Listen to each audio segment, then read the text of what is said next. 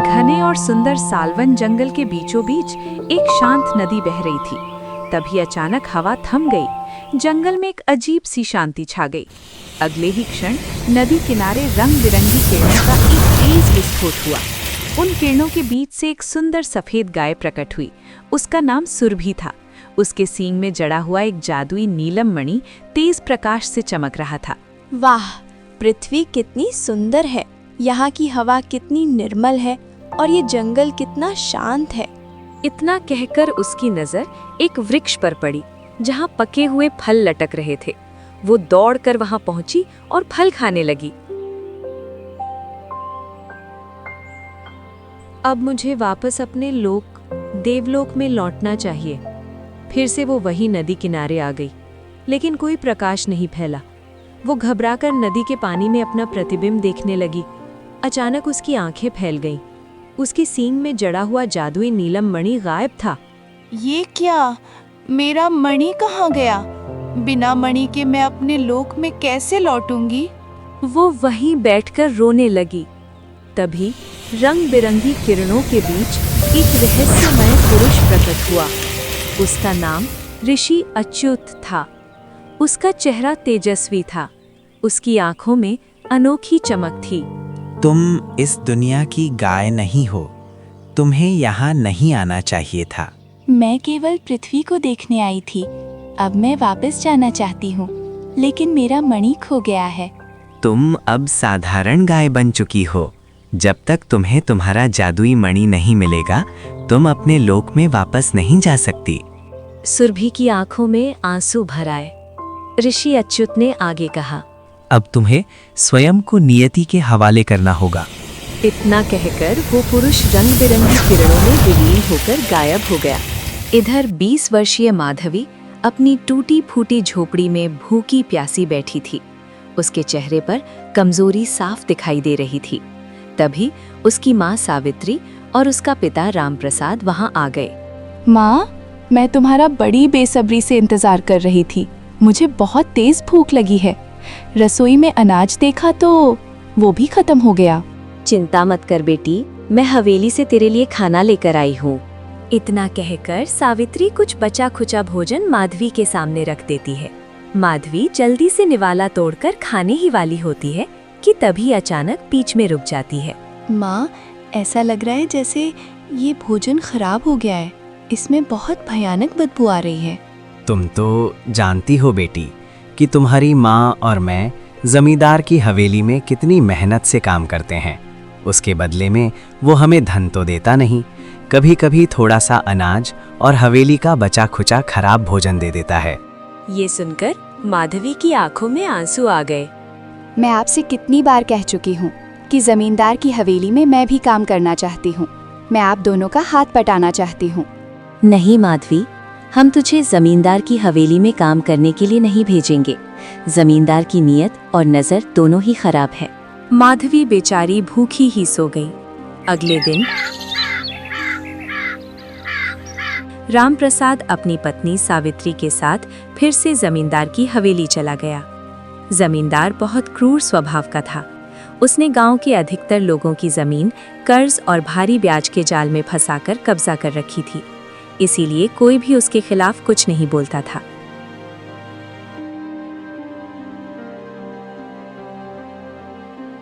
जमींदार साहब, आज हमें काम के बदले थोड़ा सा अनाज दे दीजिए। आप तो जानते हैं कि हमारे घर में एक जवान बेटी है।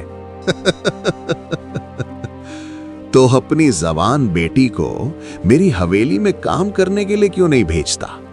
एक बार उसे भेज दे, मैं तेरे घर में अनाज की बोरियां रखवा दूंगा।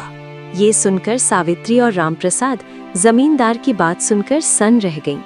जमींदार फिर बोला, अच्छा ठीक है, आज मैं तुम दोनों को थोड़ा थोड़ा अनाज दे दूंगा। जल्दी से काम करो और अनाज लेकर जाओ।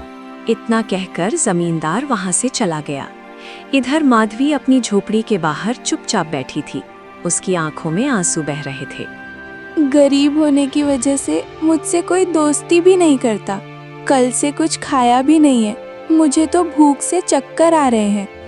एक काम करती हूँ, जंगल जाकर कुछ फल फूल खाकर ही गुजारा कर लेती हूँ। माँ ने कहा था कि आज वो जमींदार से कुछ अनाज लेकर आएगी। हो सकता है वो अनाज लेकर आ जाए। मैं भी जंगल से कुछ लकड़ियाँ बिन कर ले आऊंगी ताकि खाना बनाने में आसानी हो सके। इतना कहकर माधवी जंगल की ओर चल पड़ी। कुछ देर बाद माधवी की नज़र एक फलदार वृक्ष पर पड़ी। वो उसके पास गई और फल तोड़कर अपनी भूख मिटाने लगी। तभी झाड़ियों के पीछे से उसे किसी के हल्के हल्के सिसकने की आवाज़ सुनाई दी। हे भगवान, ऐसा लग रहा है जैसे कोई रो रहा है, लेकिन इस जंगल में तो मेरे अलावा और कोई नहीं है। कौन हो सकता है? मुझे देखना चाहिए। माधवी उस आवाज़ की दिशा में बढ़ी। कुछ दूर जाकर उसने देखी झाड़ियों के पीछे एक सफ़ेद और सुंदर गाय कांप रही थी। ये तो बहुत ही सुंदर गाय है। ऐसा लग रहा है जैसे ये कई दिनों से भूखा है। फिर माधवी एक फलदार वृक्ष के पास ले गई और कुछ फल तोड़कर गाय को खिलाने लगी। खा लो खा लो, भूख का दर्द क्या होता है ये मैं अच्छी तरह से समझ सकती हूँ। गाय की आंखों में फलों को देखकर चमक आ गई और वो फटाफट खाने लगी। तुम यहाँ अकेले हो क्या? तुम्हारी मालिक यहाँ दिख नहीं रहा है? नहीं, मैं यहाँ अकेली ही हूँ। मेरी कोई मालिक नहीं है। हे भगवान, ये मैं क्या देख रही हूँ? एक गाय, और वो भी इंसानी आवाज में बात कर रही है। जरूर ये कोई राक्षस या पिशाच होगा। कहीं मैं किसी गलत प्राणी की सहायता तो नहीं कर रही? डरो मत, मैं कोई राक्षस या पिशाच नहीं हूँ और ना ही तुम्हें कोई नुकसान पहुँचाऊंगी। तो फिर तुम कौन हो? मेरे गांव की तो नहीं लगती। सच बताओ, तुम कौन हो? मैं इस दुनिया की नहीं हूँ, मैं दूसरी दुनिया से आई हूँ। मेरे सिंह में एक जादुई नीलम मणि था। वो कोई साधारण जादुई मणि नहीं था। उसकी मदद से हम किसी भी संसार का द्वार खोल सकते हैं। मैं पृथ्वी पर आने के लिए उसी मणि से द्वार खोलकर यहाँ घूमने लगी, लेकिन घूमते समय वो मणि मुझसे खो गया। अब मैं उसके बिना अपने संसार में वापस नहीं जा सकती। इतना कहकर गाय की आंखों से आंसू बहने लगे। माधवी ने उसे सहलाते हुए कहा, कोई बात नहीं, तुम रो मत, तुम्हारा मणि तुम्हें जरूर मिल जाएगा। लेकिन अब मैं कहाँ जाऊंगी और कहाँ रहूंगी? इस जंगल में खूंखार जानवर लोग होते हैं। तुम चिंता मत करो, तुम मेरे साथ रहना, मैं तुम्हारा बहुत ख्याल रखूंगी। लेकिन मेरी एक शर्त है। शर्त? कैसी शर्त? बोलो। मैं मनुष्य की आवाज में बोलती हूँ। ये मेरा रहस्य है, लेकिन इस बात का पता तुम्हारे अलावा किसी को नहीं चलना चाहिए। अगर ये रहस्य किसी को भी पता लग गया तो फिर दुनिया की कोई भी गाय कभी बोल नहीं पाएगी। मैं वादा करती हूँ, किसी को नहीं बताऊंगी।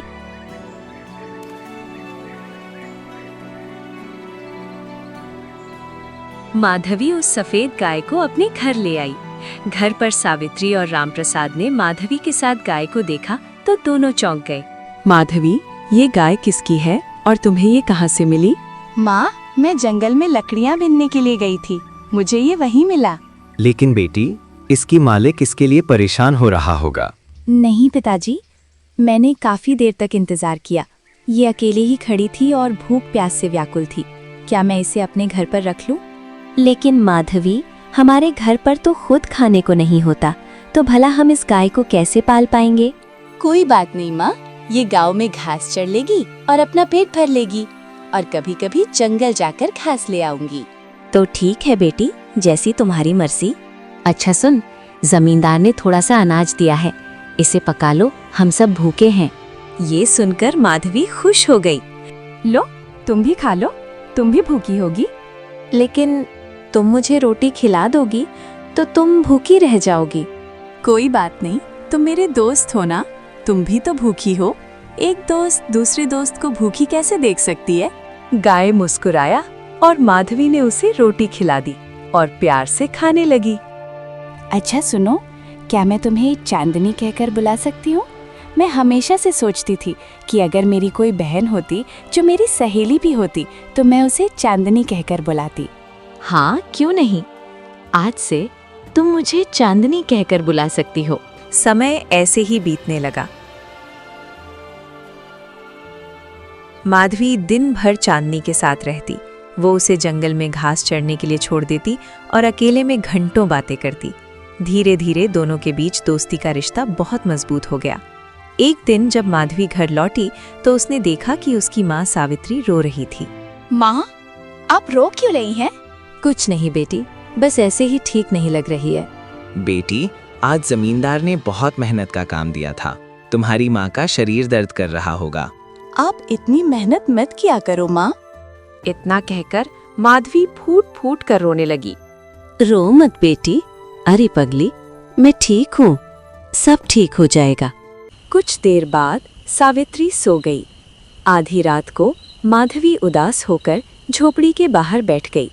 चांदनी ने पूछा, क्या हुआ? तुम इतनी उदास क्यों हो? कोई परेशानी है क्या?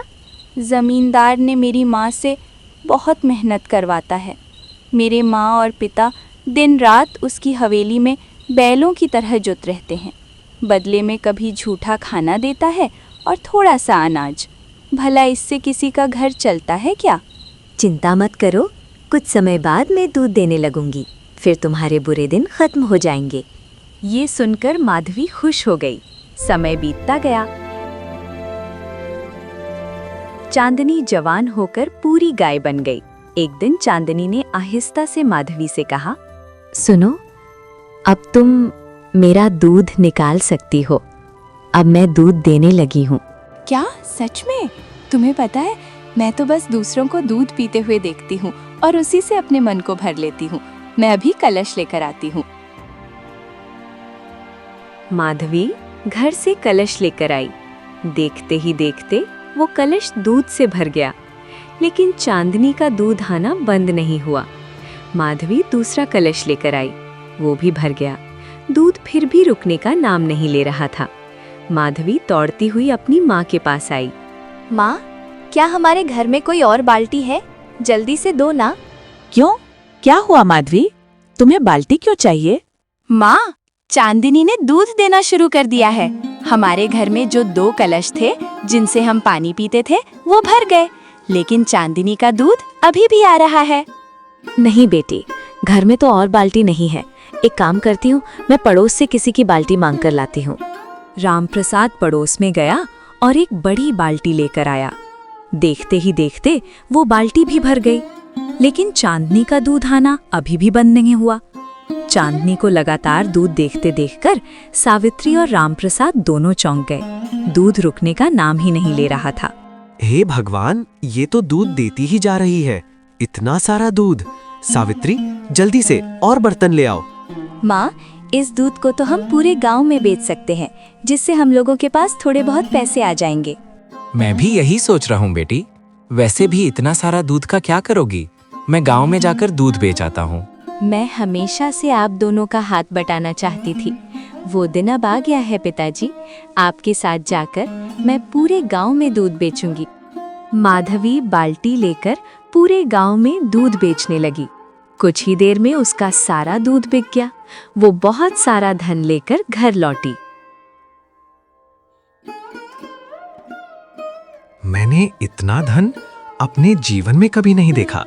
कभी सोचा भी नहीं था कि हमारी किस्मत ऐसे बदलेगी। ये तो बस शुरुआत है पिताजी। अगर इस तरह से हम लोग पैसे कमाने लगे तो बहुत जल्द गरीबी को दूर कर सकते हैं। समय बीतने लगा। अब चांदनी इतना दूध देती कि माधवी पूरे गांव में हर घर में दूध पहुंचा देती। देखते ही देखते रामप्रसाद और सावित्री के दिन बदलने लगे। उनकी टूटी फूटी झोपड़ी की जगह एक अच्छा घर बन गया। सावित्री और रामप्रसाद ने जमींदार की हवेली में काम करना बंद कर दिया। एक दिन जमींदार हवेली में बैठा था। तभी उसका नौकर कल्लू ने जमींदार से पूछा, मालिक, काफी दिनों से देख रहा हूँ सावित्री और रामप्रसाद हवेली में काम करने नहीं आ रहे। तो इसमें कौन सी बड़ी बात है? नहीं आ रहा है, क्या हो गया? लगता है गांव के बारे में आपको कोई खबर ही नहीं। क्या मतलब है तुम्हारा? साफ साफ कहो। अब सावित्री और रामप्रसाद का समय बदल गया। उन्होंने गांव में दूध बेचने का धंधा शुरू कर दिया है। दूध? पागल हो गए हो क्या? अरे उसके पास इतना धन कहां से आया कि वो दूध खरीद कर बेच सके? हमारी हवेली में मेहनत का काम करके उन्हें बचा हुआ भोजन या कभी कभी अनाज मिल जाता था। वो मुझे नहीं पता। मुझे केवल इतना पता है कि उनकी पुत्री माधवी के पास एक गाय है। एक गाय इतना दूध कभी नहीं दे सकती कि उसका दूध पूरे गांव में पहुंच जाए। मुझे कुछ ना कुछ गड़बड़ लग रही है। कल मैं राम प्रसाद के घर पर नजर रखूंगा। कौन सी दुनिया में हो मालिक? अब वहाँ झोपड़ी नहीं, राम प्रसाद का अच्छा घर है। जमींदार स्तब्ध रह गया और चुपचाप वहां से चला गया। अगली सुबह जमींदार रामप्रसाद के घर के सामने आकर खड़ा हो गया। तो कल्लू सही कह रहा था, इसने तो अपना अच्छा सा घर बना लिया है। आखिर किस्मत इतनी जल्दी कैसे बदल गई? वो आहिस्ता से दीवार के ऊपर से झांकने लगा। उसने देखा कि माधवी, रामप्रसाद और सावित्री चांदनी का दूध निकाल रहे हैं और देखते ही देखते सेकंड में बर्तन भर गए। जमींदार की आंखें चमक उठीं।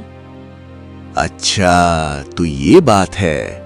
ये जरूर कोई चमत्कारी गाय लगती है। ये गाय तो मेरे पास होनी चाहिए। अगले ही दिन जमींदार कल्लू और कुछ आदमियों को लेकर रामप्रसाद के घर पहुंचा। रामप्रसाद, ये गाय तुम्हें कहाँ से मिली? और गाय मेरे हवाले कर दो। क्या मतलब? और गाय को आपके हवाले क्यों करूं?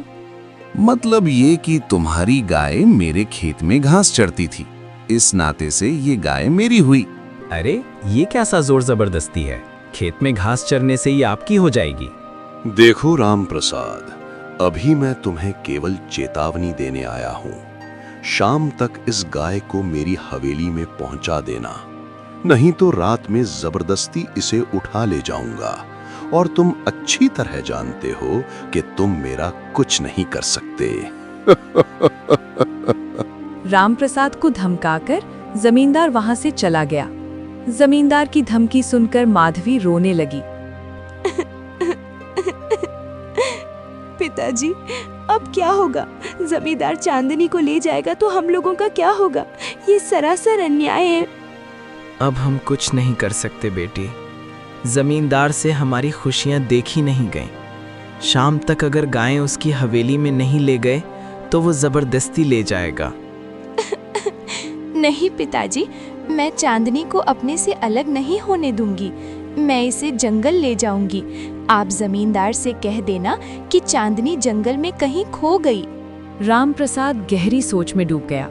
फिर उसने धीरे से कहा, तुम सही कह रही हो बेटी। जा, इसे जंगल ले जाओ। चल चांदनी, मैं तुझे जंगल ले चलती हूँ। अब हम दोनों जंगल में ही रहेंगे। माधवी रोते हुए चांदनी को लेकर जंगल की ओर चल पड़ी। कुछ देर बाद वो दोनों एक नदी के पास पहुंची। तभी चांदनी की नजर नदी किनारे चमकते एक नीलम मणि पर पड़ी। चांदनी दौड़कर उस मणि के पास पहुंच गई। अगले ही पल वो नीलम मणि उड़कर चांदनी के सींग के अंदर समा गया।